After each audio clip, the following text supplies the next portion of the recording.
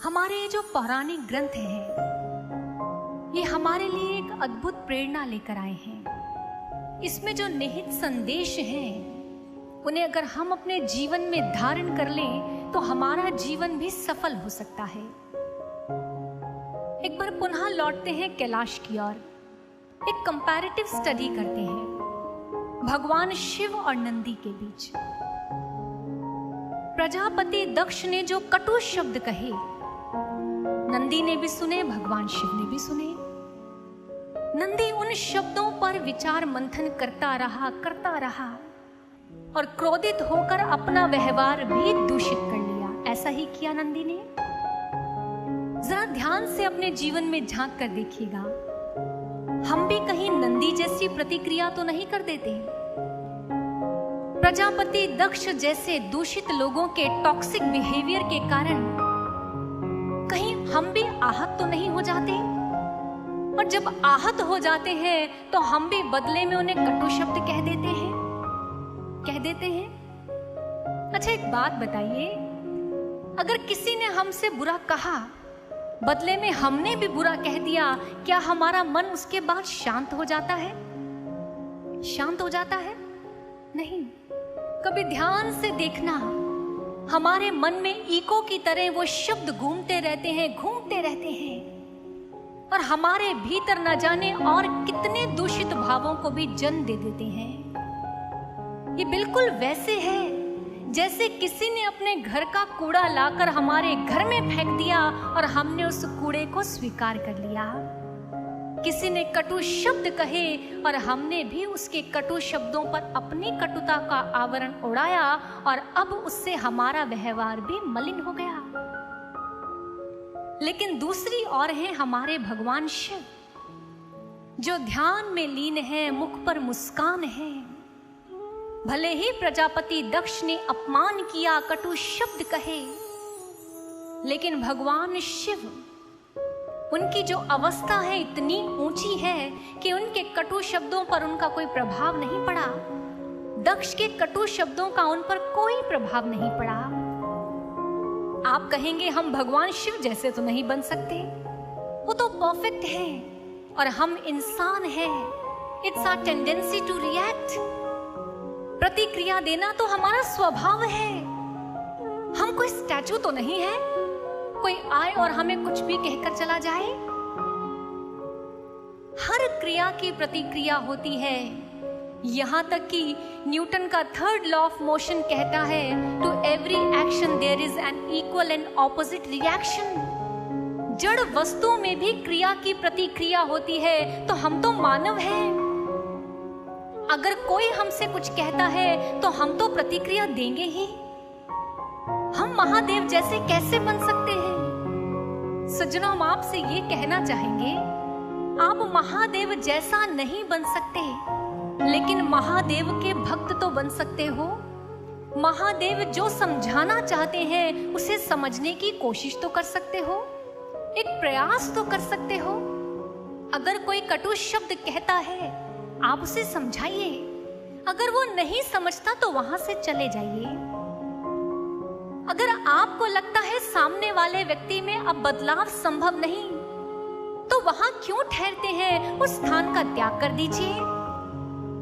आप बगिया के पास से जाते हो तो क्या आती है? खुशबू। आप कूड़े के ढेर के पास से निकलते हो तो क्या आती है? दुर्गंध। कभी किसी को देखा कूड़े के ढेर के पास खड़ा हो और कूड़े के ढेर से शिकायत कर रहा हो कि तुझसे इतनी दुर्गंध क्यों आती है? नहीं। आप क्या करते हैं? अपनी नाक को ढक लेते हैं रुमाल से और तीव्र गति से उसके आगे से निकल जाते हैं। आपको पता है कि फलाने व्यक्ति के अंदर से कटुता की दुर्गंध उठेगी ही उठेगी, तो वहां क्यों रुकना, आगे बढ़ जाओ। लेकिन समस्या आती है जब ऑफिस में हम एक साथ हैं, जब बिजनेस में हम एक साथ हैं और हम किसी से शारीरिक दूरी भी नहीं बना सकते। ऐसे में हम क्या करें? एक और उपाय है। अगर शारीरिक दूरी नहीं बना सकते तो मानसिक दूरी बना लो। आपने कहा न्यूटन का थर्ड लॉ ऑफ मोशन कहता है कि हर क्रिया की प्रतिक्रिया होती है, लेकिन यही नियम एक शर्त रखता है कि क्रिया की प्रतिक्रिया तभी होती है जब ये एक सिदाई में हो, एक लाइन में हो। अगर ये स्तर एक जैसा नहीं, एक सीध में नहीं, एक लाइन में नहीं, तो क्रिया और प्रतिक्रिया का चक्कर नहीं होता। सज्जनों समझिए, भगवान शिव ध्यान में लीन है, दक्ष प्रजापति अपने मन के अधीन है, और भगवान शिव वो तो परमात्मा है, ध्यान में लीन है। अगर हम भी भगवान शिव के भक्त बनना चाहते हैं तो हमें भी अपने आप को स्पिरिचुअली एलिवेट करना होगा। मन के स्तर से ऊपर उठ जाइए, आत्मा से जुड़ जाइए। जब आपका स्तर अलग हो जाएगा, फिर क्रिया की प्रतिक्रिया वहीं खत्म हो जाएगी, कोई चक्कर ही नहीं होगा। अपने आप को भगवान शिव का भक्त बनाइए। जिस प्रकार भगवान शिव ध्यान में लीन है, उसी प्रकार आप भी अपनी आत्मा का साक्षात्कार करते हुए ध्यान में लीन हो जाइए। अपनी आत्मा को जागृत कर लीजिए। ध्यान की शाश्वत पद्धति को पूर्ण सद्गुरु के पास बैठकर सीख लीजिए। फिर समाज का कोई भी प्राणी हो, उसके भीतर कितनी भी कटुता हो, इसके कितने भी कठोर शब्द हो, वो आपके व्यवहार को मलिन नहीं करेंगे, वो आपके जीवन को प्रभावित नहीं कर पाएंगे। अगर आपकी अवस्था उत्तम होगी, आप आत्मा के स्तर पर जी रहे होंगे। यही ब्रह्म ज्ञान हमें देने आता है। आप पूछते हैं ना कि ब्रह्म ज्ञान हमारे जीवन में क्या परिवर्तन लाएगा? ब्रह्म ज्ञान की ध्यान साधना हमें सफल जीवन जीने का सूत्र देने आई है। इस जीवन को जी पाए, अच्छे से अपने लक्ष्य की ओर बढ़ पाए, ये हमें ब्रह्म ज्ञान सिखाता है।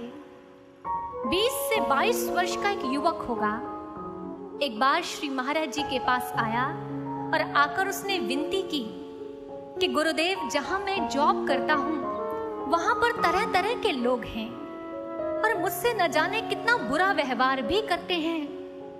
मैं आपसे पूछना चाहता हूं, क्या मुझे सारा जीवन उनकी बुराई को सहना होगा?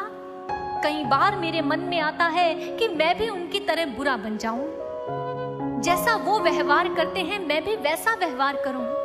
पर फिर मेरी आत्मा से आवाज आती है कि नहीं, मुझे ऐसा नहीं बनना है। बताइए गुरुदेव, मैं क्या करूं? श्री महाराज जी उस समय कहते हैं, गुरुदेव कहते हैं, यदि वो अपनी बुराई नहीं छोड़ रहे तो आप अपनी अच्छाई क्यों छोड़ रहे हैं? आपको कमल की भांति बनना है, जो रहता कीचड़ में है लेकिन उसका नाता सूर्य से रहता है। वो अपना पोषण, अपनी ऊर्जा सूर्य से प्राप्त करता है। इसलिए निरंतर ध्यान साधना कीजिए, उससे अपना पोषण प्राप्त कीजिए। स्वयं को दुर्गुणों में लिप्त मत कीजिए। स्वयं को इतना ऊंचा उठाइए कि आपके ऊपर उन दुर्गुणों का कोई प्रभाव ही ना पड़े। और यह निश्चित जानिए, जब एक खेत में फसल तैयार होती है, साथ ही साथ खरपतवार भी लगती है। सबसे पहले खरपतवार को काटा जाता है। जितनी भी बुराई है, जितनी भी गंदगी है, जितनी भी समाज में कटुता है, एक दिन इन सब का विनाश होगा। इसलिए बुराई के मार्ग पर नहीं, अच्छाई के मार्ग पर बढ़ो और उसके लिए ध्यान साधना करो। ब्रह्म ज्ञान की ध्यान साधना तुम्हारी सहायता करेगी, तुम्हें कभी गलत मार्ग की ओर अग्रसर नहीं होने देगी। यही महादेव ने नंदी को भी समझाया, नंदी, यदि मुझसे जुड़कर रहोगे, मुझे देखकर चलोगे, मेरे आदर्शों के अनुरूप जीवन को जियोगे, तो फिर तुम्हारा जीवन सुंदर बनेगा। तुम क्रिया पर प्रतिक्रिया नहीं दोगे, तुम्हारा व्यवहार प्रजापति दक्ष के व्यवहार की तरह मलिन नहीं होगा।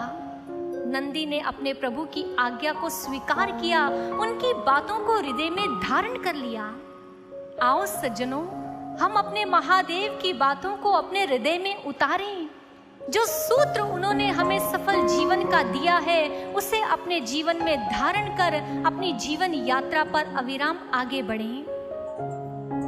नंदी जिसने दक्ष को श्राप दिया और दक्ष जिसने भगवान शिव को श्राप दिया, क्या आपको लगता है कि प्रजापति दक्ष का जो अपमान उस महासभा में हुआ है, उससे प्रजापति दक्ष क्या शांत बैठा होगा?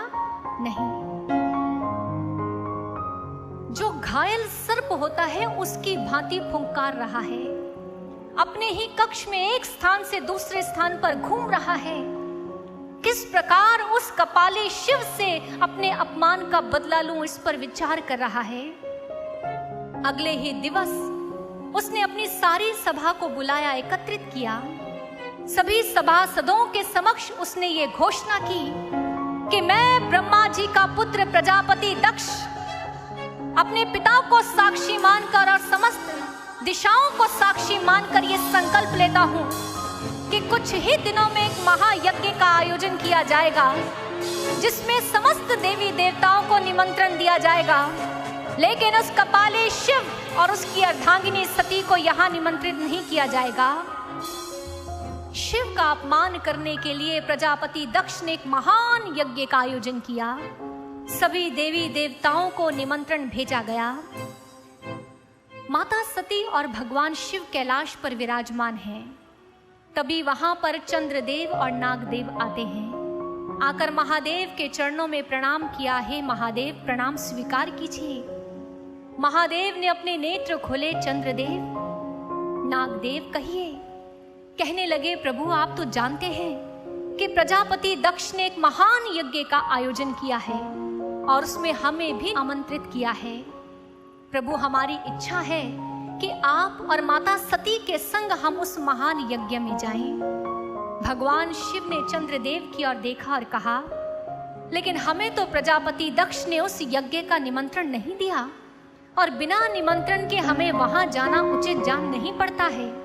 ऐसा कीजिए, आप वहां जाइए। चंद्रदेव ने कहा, नहीं प्रभु, यदि आप वहां नहीं जाएंगे, माता सती वहां नहीं जाएंगी, तो हम भी नहीं जाएंगे। भगवान शिव ने कहा, नहीं, आपको उनके निमंत्रण का सम्मान करना चाहिए। आप अवश्य जाइए। अपने प्रभु की आज्ञा को स्वीकार कर चंद्रदेव नागदेव वहां से प्रस्थान कर गए। दूर बैठी माता सती सारा प्रसंग, सारी घटना को देख रही थी और सुन रही थी।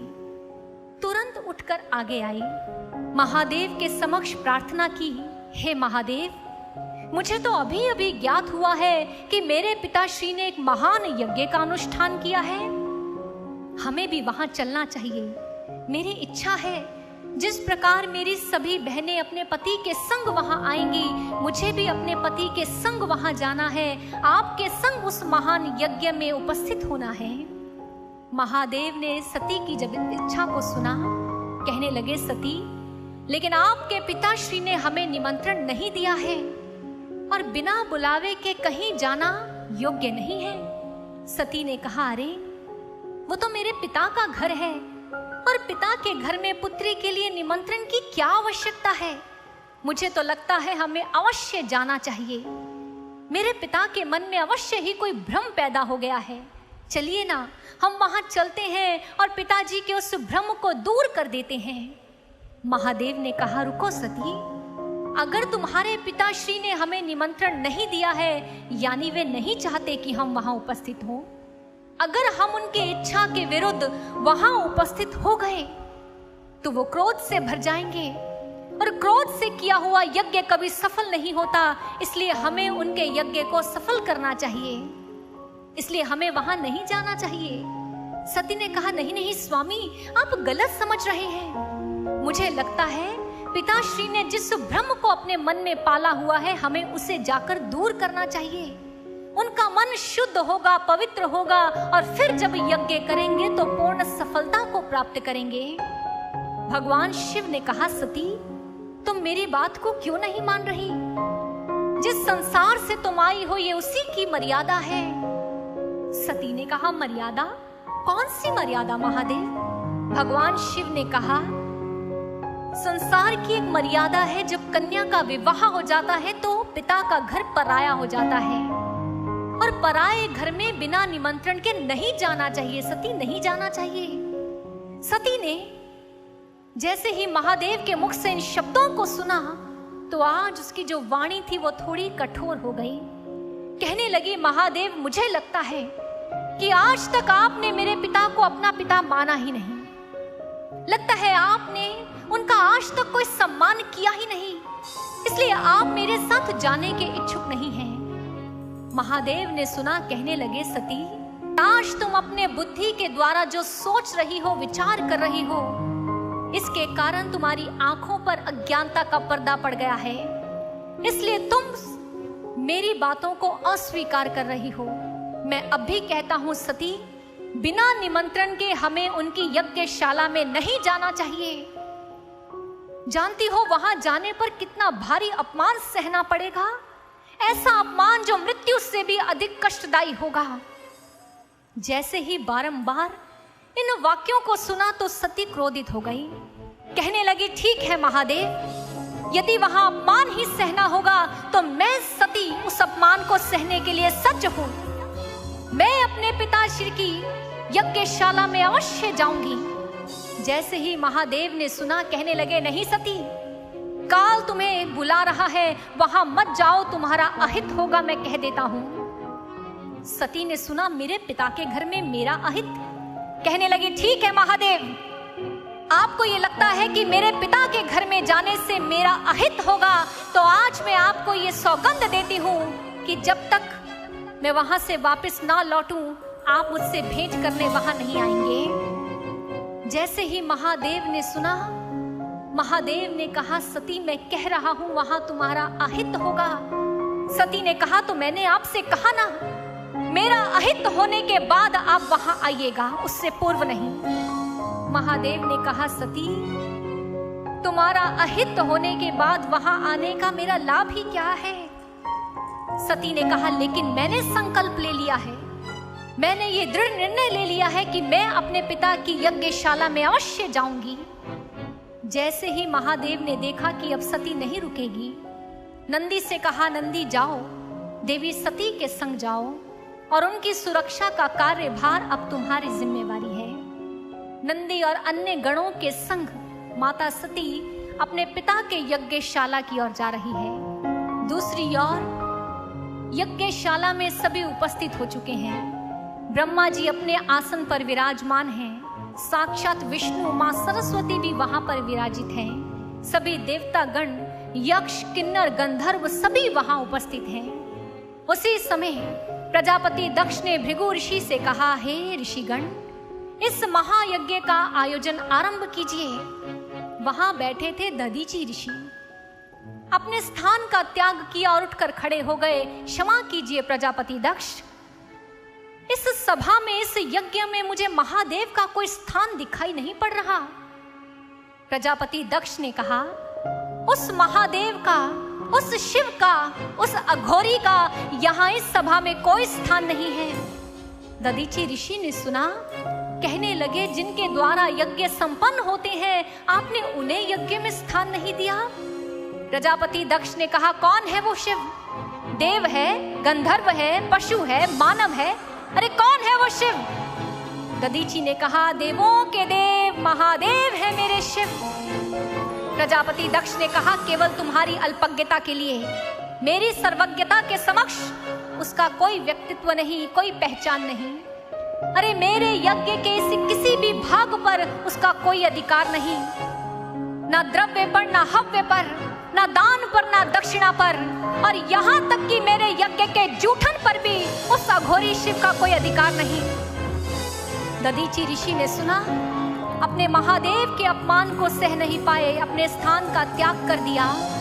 कहने लगे, प्रजापति दक्ष, अहंकार ने तुम्हारी बुद्धि को मलिन कर दिया है, और मैं दधीचि तुम्हें श्राप देता हूँ कि इस यज्ञ की अग्नि तुम्हारी चिता अग्नि बनकर धधक उठेगी। उसी क्षण उस सभा का त्याग कर दिया। दक्ष प्रजापति तो प्रसन्न हो गया, वाह, एक ही शिव का उपासक यहाँ उपस्थित था, वो भी चला गया, अब तो मेरा यज्ञ निर्विघ्न पूर्ण होगा। यज्ञ आरंभ हो गया, आहुतियां देनी आरंभ कर दी गई। कुछ ही क्षणों में माता सती वहां पहुंच गई। बाहर से ही आवाज दी, पिताश्री, पिताश्री देखिए, आपकी पुत्री आई है, आपकी सती आई है। जैसे ही ये शब्द कर्ण गोचर हुए, प्रजापति दक्ष ने सती की ओर नहीं देखा, सैनिकों की ओर देखा। सैनिकों, तुम्हें मैंने निर्देश दिया था कि बिना निमंत्रण के इस सभा में कोई प्रवेश नहीं करेगा। तुमने मेरी आज्ञा का अनुसरण क्यों नहीं किया? ये सती इस यज्ञशाला में प्रवेश कैसे कर गई? सती ने कहा, पिताश्री, आप व्यर्थ ही इतना क्रोध कर रहे हैं। महादेव ने आपका क्या बिगाड़ा है? यदि वह आपके सम्मान में उठकर खड़े नहीं हुए तो इसमें आपकी भलाई है। वो इस सृष्टि के कर्ता धर्ता हैं। उन्हें आपके सम्मान में नहीं, आपको उनके सम्मान में खड़ा होना चाहिए। उन्होंने तो आपको पाप से बचा लिया है और आप उन पर ही रुष्ट हो रहे हैं। दक्ष प्रजापति ने सुना, कहने लगे, अरे ओ कन्या, ये बार बार पिता शब्द कहकर पिता शब्द को अपमानित मत कर। अब भी कहता हूं, यहां से वापस लौट जा। भिक्षाटन पर जीने वाले उस कपाली शिव के लिए तो मेरे समक्ष आकर याचना करेगी, तो तुझे क्या लगता है मैं उसे यहाँ निमंत्रण देकर बुला लूंगा? कदापि नहीं। असंभव है ये कि प्रजापति दक्ष के यज्ञ में वो कपाली शिव उपस्थित हो जाए। माता सती ने सुना, कहने लगी, पिताश्री, आप बार बार मेरे स्वामी का अपमान क्यों कर रहे हैं? दक्ष प्रजापति ने कहा, अरे वो अपमान के ही योग्य है। शमशान का निवासी है वो, भूतों और पिशाचों से सदैव घिरा रहता है। भिक्षाटन पर जीने वाला है वो, अघोरी साधु है, अघोरी साधु, और कुछ नहीं है वो। कुल से विहीन है, जन्म से विहीन है, उसका हमारे समाज में कोई स्थान नहीं है। सती ने कहा, बस बस पिताश्री, बस, अपने शब्दों को यहीं रोक लीजिए। तभी सती ने सभा में बैठे हुए सभी सभासदों की ओर देखा। ब्रह्मा जी के पास गई, कहने लगी, हे ब्रह्मा जी, क्या हुआ? आप मौन क्यों हैं? ब्रह्मा, विष्णु, महेश, इन त्रिदेवों की तो संपूर्ण समाज पूजा करता है। आपके समक्ष महादेव का अपमान हो रहा है और आप उसे सुन रहे हैं। ब्रह्मा जी मौन बैठे रहे। माँ सरस्वती के पास गई, कहने लगी, माँ, तुझे तो विवेक की देवी कहा जाता है, तो तुमने आज मेरे पिता को विवेक क्यों नहीं दिया? क्यों वे मेरे स्वामी का अपमान कर रहे हैं, महादेव का अपमान कर रहे हैं? माँ सरस्वती भी कुछ नहीं कह पाई। पहुंच गई भगवान विष्णु के पास, हे प्रभु, आप सर्वज्ञ हैं, आप जानते हैं कि यह यज्ञ केवल महादेव की उपस्थिति से ही पूर्ण हो सकता है, फिर आप कुछ क्यों नहीं कहते? भगवान विष्णु भी मौन है। और जब इस प्रकार सती को हर एक देव के पास जाते हुए देखा, दक्ष प्रजापति का जो क्रोध था हर एक सीमा को पार कर गया। अरे ओ कन्या, लगता है तो उस भांड से स्वांग की कला को सीख कर आई है। अरे सही सुना था मैंने, नीच का संग करने पर ऊंचे कुल का व्यक्ति भी नीच जैसा ही व्यवहार करने लगता है। अरे उस शिव के साथ रहकर तू अपनी मर्यादा को भूल गई। अघोरी साधु, शमशान निवासी, अरे क्या पहचान है उसकी? मैं दक्ष प्रजापति, जिसने उसे यज्ञ से बहिष्कृत कर दिया है, अब उसे कभी यज्ञ में देवताओं के संग भाग नहीं मिलेगा, और यही मेरा संकल्प है। बार बार जब अपने पिता के मुख से शिव की निंदा को सुना, सती को आभास हो गया कि क्यों मुझे शिव यहाँ आने से रोक रहे थे। कहने लगी, प्रजापति दक्ष, ईर्ष्या और अहंकार के बीज से ये देह जन्मी है। दाक्षायणी कहलाना मुझे अपमानित लगता है इस समय, और शिव की निंदा सुनकर अब ये देह पूर्णतः रूप से मलिन हो गई है। इसलिए अभी इसी क्षण, इसी यज्ञशाला में मैं अग्नि को उत्पन्न करती हूँ और अपनी देह का यही अंत कर दूंगी। उत्तर दिशा की ओर माता सती बैठ गई, और उसी क्षण मां सती ने विराट स्वरूप को धारण किया। प्रजापति दक्ष से कहने लगे, मोर, तेरे घर मैं कन्या बनकर आई, साक्षात मैं शक्ति का अवतार हूँ, लेकिन तू मुझे नहीं समझ पाया। ना तो शक्ति को पहचान पाया, ना ही शिव को पहचान पाया है। इसलिए आज ये शक्ति यहाँ से जा रही है। आज ये शक्ति अपने इस इस जीवन को, अपनी इस देह को अंत करने जा रही है। मेरे सम्मान का बदला मेरे शिव अवश्य आकर लेंगे, मेरे शिव अवश्य यहाँ आएंगे। अग्नि को प्रकट किया और माता सती उसी में उन्होंने अपने इस देह का अंत कर लिया।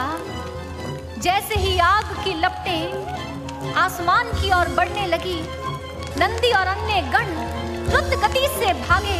माता सती पुकारते रहे और माता सती उससे पूर्व ही उस देह, उस अग्नि में प्रविष्ट हो गई। इस अनर्थ को देखा, चित्कार करते हुए नंदी और अन्य गण कैलाश पर पहुंच गए। ज्यों ही कैलाश पर पहुंचे तो महादेव नेत्रों को मूंदे ध्यान में बैठे हुए हैं। नंदी और अन्य गणों ने अपने प्रभु के सामने जाकर चित्कार प्रकट कर दिया, अपने प्रभु को आंखें खोलने के लिए विवश कर दिया और अपने प्रभु को सारी की सारी घटना कह सुनाई।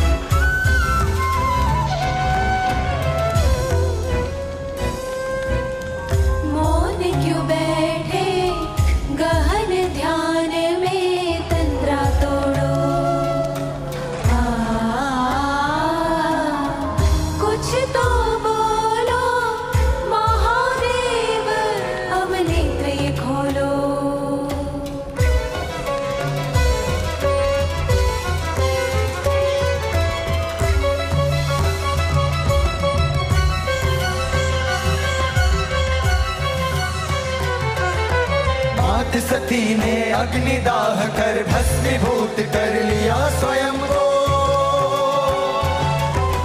कर त्रिशूल धारो प्रलयंकारी, अब तांडव करो है स्वयं हो। प्रजापति की यज्ञशाला में हुआ भीषण अपराध है। प्रजापति की यज्ञशाला में अपराध है। दिग्गजों के समक्ष आपकी निंदा की निर्बाध है।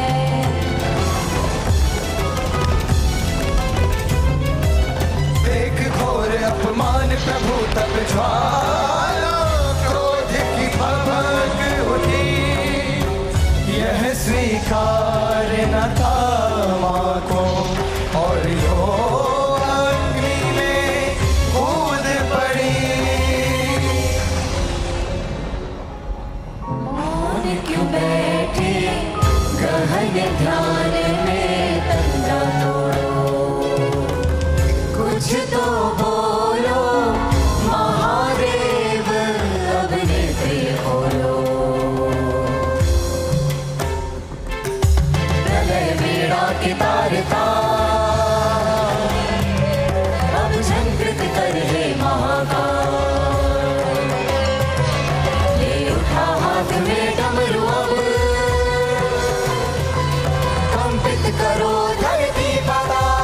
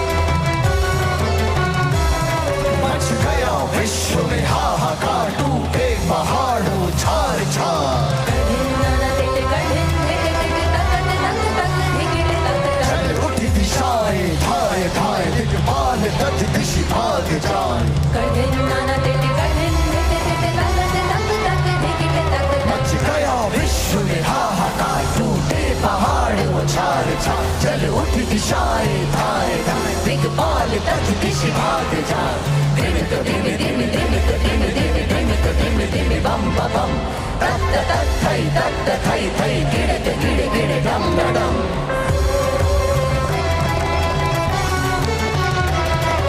क्रोध से भड़की भुजाएं जटाजूट महाकांत छाए।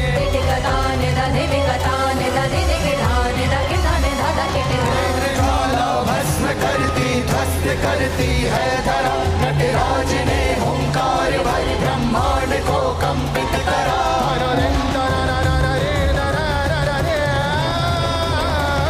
नृत्य की ये प्रचंड मुद्रा भयग्रसित सब हो रहे। सर्वत्र घोर अनल जले महाकाल तांडव कर रहे। महाकाल तांडव कर रहे। महाकाल तांडव कर रहे।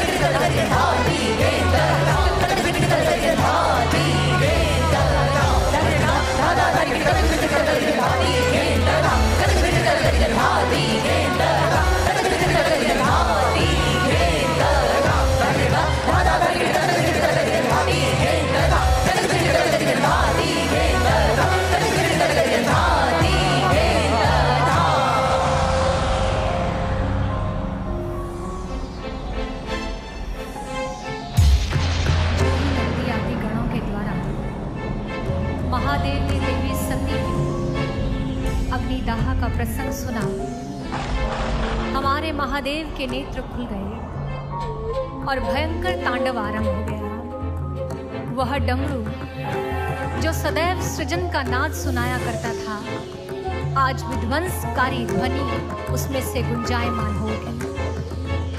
जहां जहां भगवान शिव का पदचाप जा रहा है, वो धरा सिहरती चली जा रही है। पेड़ पौधे वनस्पति सभी अपने आधार से विलग हो रहे हैं। पशु पक्षी यहाँ वहां दौड़ते भागते नजर आ रहे हैं। पशुपति नाथ से प्रार्थना कर रहे हैं, प्रभु त्राहिमाम त्राहिमाम, प्रभु रक्षति प्रभु रक्षति। अपने इस क्रोध को शांत करिए प्रभु, शांत करिए। भगवान शिव की जटाएं खुल गई।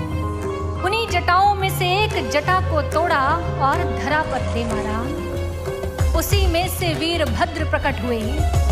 वीरभद्र से कहा, जाओ वीरभद्र, इसी क्षण दक्ष प्रजापति के यज्ञशाला में जाओ। उसने जो अपना संसार बनाया है, उसके अहंकार का प्रतीक है, उसे ध्वस्त कर डालो। यक्ष गंधर्व यक्ष कोई भी अगर तुम्हारे मार्ग में बाधा बने तो उसके जीवन का भी अंत कर दो। मेरी सती के अपमान का बदला तुम्हें लेना है। जाओ, आज इस सृष्टि पर भले ही प्रलय आ जाए, लेकिन सती के अपमान का बदला लिए बिना तुम्हें वापस नहीं लौटना है। वीरभद्र गया। एक एक पद प्रहार से ऐसा लगता है मानो पूरी पृथ्वी ही डामाडोल हो उठी हो। प्रजापति दक्ष की यज्ञशाला में प्रवेश करते ही वीरभद्र ने सभी को मारना काटना शुरू कर दिया। एक एक कर सभी मृत्यु को प्राप्त हो रहे हैं। अंततः दक्ष प्रजापति के जो शीश लगा है उसे भी धड़ से अलग कर दिया गया और वो शीश जाकर यज्ञ की अग्नि में भस्मीभूत हो गया। ब्रह्मा विष्णु जी जा पहुंचे महादेव के पास। शांत हो जाइए महादेव, शांत हो जाइए। दक्ष प्रजापति अहंकार से ग्रसित हो गया था। उसका विवेक शून्य हो गया था, इसलिए उससे भूल हुई है। लेकिन अब उसे उसके अपराध का दंड मिल चुका है। चलिए महादेव, चलिए उसके यज्ञ को पूर्ण कीजिए। महादेव ने प्रस्ताव को स्वीकार किया, यज्ञशाला में प्रविष्ट हुए। लेकिन दक्ष का जो सिर था वो पहले ही उसका अंत हो चुका है, इसलिए उसके धड़ पर एक नया शीश लगाया गया और वह बकरे का शीश था। पश्चाताप में भरा हुआ प्रजापति दक्ष शिव के चरणों में झुक गया। क्षमा कर दीजिए महादेव, क्षमा कर दीजिए, मैं आपको पहचान नहीं पाया। आपको समझ नहीं पाया, आपको जान नहीं पाया, मुझसे अनजाने में भूल हो गई, मुझे क्षमा कर दीजिए। प्रजापति दक्ष को क्षमा दान दिया और हमारे शिव कैलाश वापस लौट गए। आगे की कहानी आप बखूबी जानते हैं, किस प्रकार हमारी देवी सती पार्वती के रूप में आई। आवागमन के चक्र से मुक्ति को प्राप्त कर ले, इसलिए भगवान शिव ने उनसे अमर कथा कह सुनाई।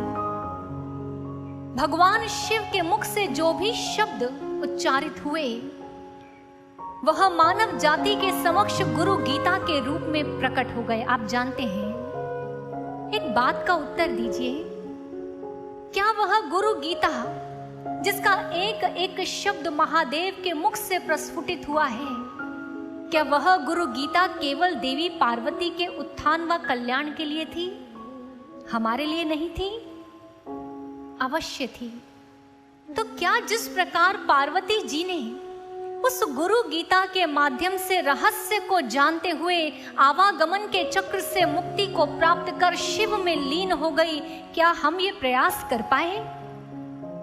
नहीं कर पाए, क्योंकि हमें तो गुरु शब्द सुनते ही हमारे तो मन में तरह तरह के विचार चलने लगते हैं। क्यों धारण करें गुरु को? क्या पहचान है गुरु की? क्या लाभ है गुरु का? आखिर हम गुरु के पास क्यों जाएं? चलिए, बाबा विश्वनाथ की नगरी में बैठे हैं, आओ इन प्रश्नों को अपने भोलेनाथ से पूछते हैं।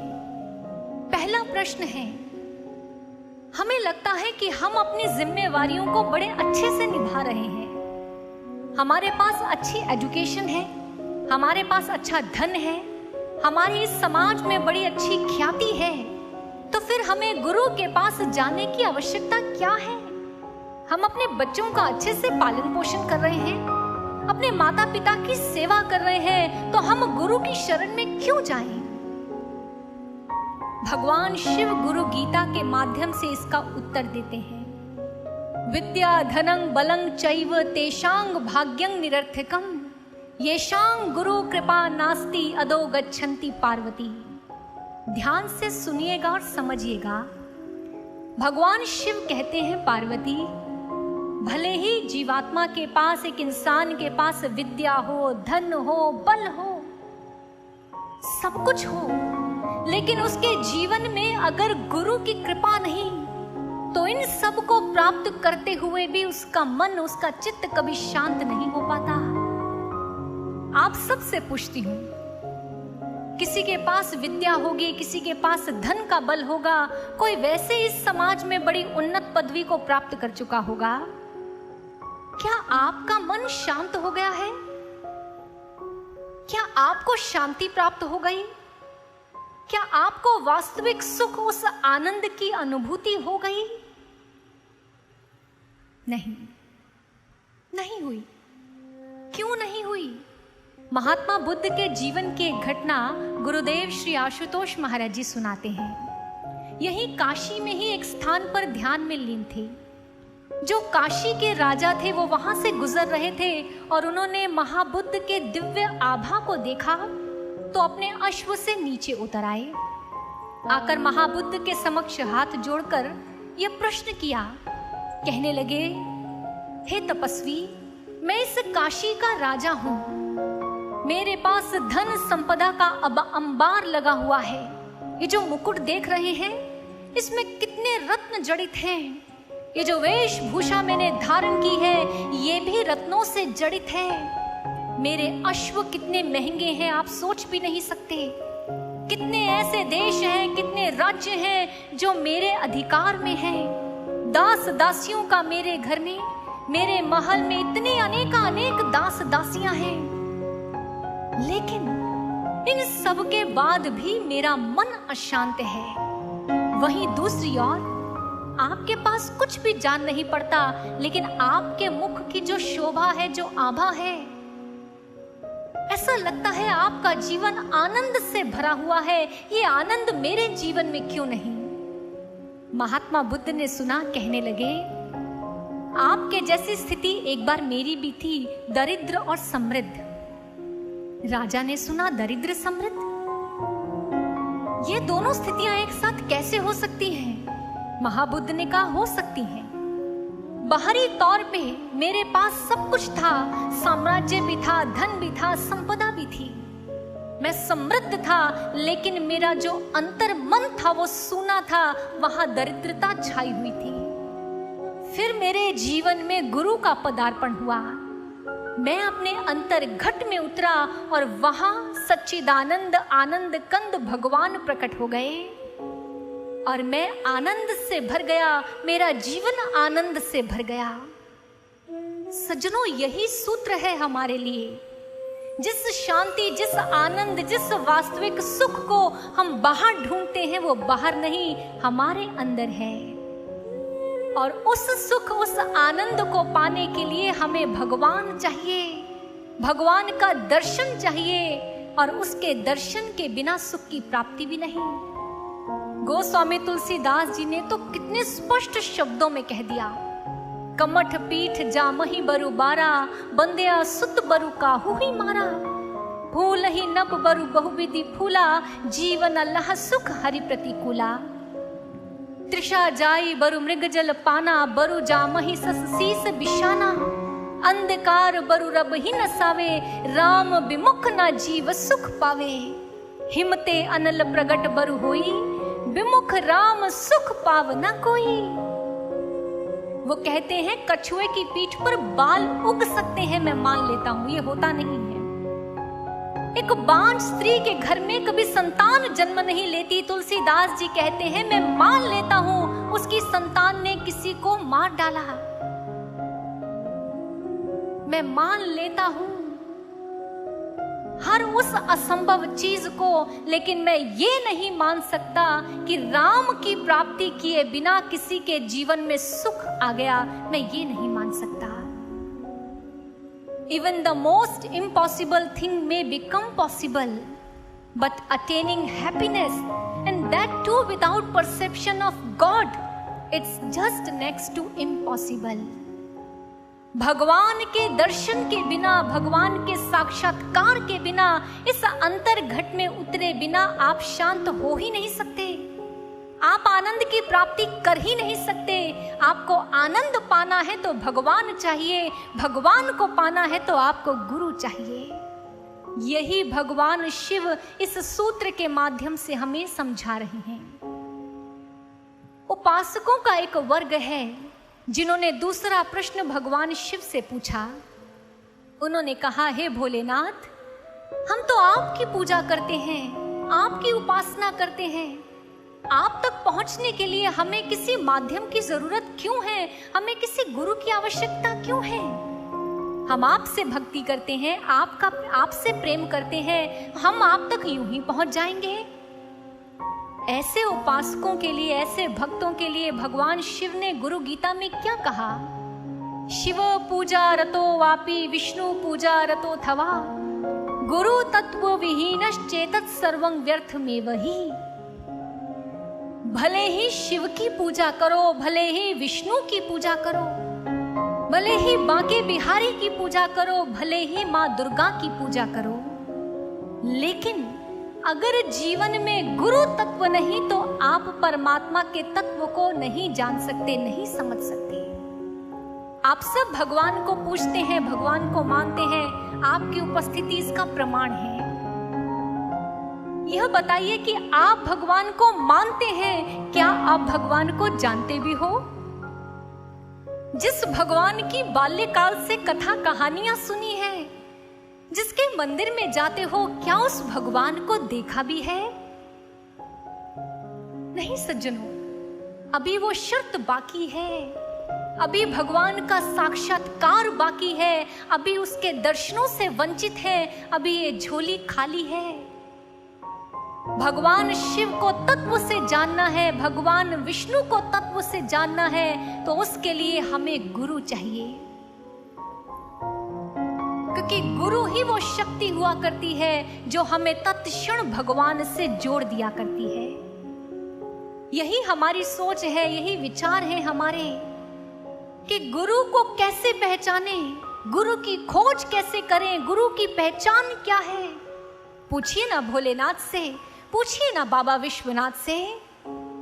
गुरु गीता स्पष्ट उत्तर देती है, गुकारश्चांधकारो ही रुकारस्तेज उच्यते, अज्ञान ग्रासकं ब्रह्म गुरुरेव न संशयः, सर्वं स्यात् सफलं कर्म गुरु दीक्षा प्रभावतः, गुरु लाभात् सर्व लाभो गुरु हीनस्तु बालिशः। कभी ध्यान से पढ़ना इनका अर्थ। भगवान शिव ने स्पष्ट कर दिया, जो आपके भीतर के अज्ञानता के अंधकार को दूर कर आपके भीतर प्रकाश स्वरूप को प्रकट कर दे, परमात्मा के तत्व स्वरूप का साक्षात्कार आपको अंतर घट में करवा दे, उस सत्ता का नाम है गुरु। भगवान शिव कहते हैं, जिसके जीवन में गुरु का पदार्पण नहीं हुआ उसका जीवन निरर्थक है, निरर्थक है, निरर्थक है। अब बताइए, क्या भगवान शिव की आज्ञा को शिरोधार्य करोगे? जिस प्रकार माता पार्वती ने भगवान शिव के समक्ष बैठकर गुरु गीता को सुना, न केवल सुना, मंथन आरंभ हुआ और फिर भगवान शिव से उस ब्रह्म ज्ञान की याचना की। आओ हम भी अपने भगवान के समक्ष प्रार्थना करें कि हमारे जीवन में भी गुरु का आगमन हो और हमारी खाली झोली भी भगवान के दर्शनों से भर जाए, हमारा हृदय भी आनंद से सराबोर हो जाए और हमारे अंतर घट में सच्चिदानंद आनंद कंद भगवान प्रकट हो जाए, हमें उनका साक्षात्कार मिल जाए। तब हम कह सकते हैं कि हम शिव को मानते भी हैं और शिव को जानते भी हैं। हम भगवान कृष्ण को मानते भी हैं और भगवान के कृष्ण के तत्व स्वरूप का दर्शन जैसे अर्जुन ने किया, मीराबाई ने किया, ऐसे हम भी अपने अंतर घट में कर चुके हैं। तब ये पंक्ति हम कह सकते हैं। आशा करते हैं कि आप इन शब्दों को एक कान से सुनकर दूसरे कान से यूं ही बाहर नहीं जाने देंगे, हृदय में उतारेंगे, घर पहुंचकर मंथन करेंगे। भगवान ने जो आदेश दिया है, उनकी जो आज्ञा है, उसे पूरा करना हमारा धर्म बनता है, हमारा कर्तव्य बनता है। आओ अपने प्रभु की आज्ञा का पालन करें, उनके सच्चे भक्त बने, सच्चे भक्तों की श्रेणी में हमारा भी स्थान हो। आओ ऐसा प्रयास करें, ऐसे अपने जीवन को सार्थक करें। इसी के साथ वाणी को विराम दूंगी। आइए बुलंद स्वर में प्रभु का जय जयकार करते हैं। बोलिए श्री बांके बिहारी लाल की जय, श्री कृष्ण बलदेव की जय, बाबा विश्वनाथ की जय, गंगा मैया की जय, दिव्य गुरु श्री आशुतोष महाराज जी की जय, सच्चे दरबार की जय, जय जय श्री राधे, जय जय श्री राधे, जय जय श्री राधे, जय जय श्री राधे, जय जय श्री राधे, जय जय श्री राधे।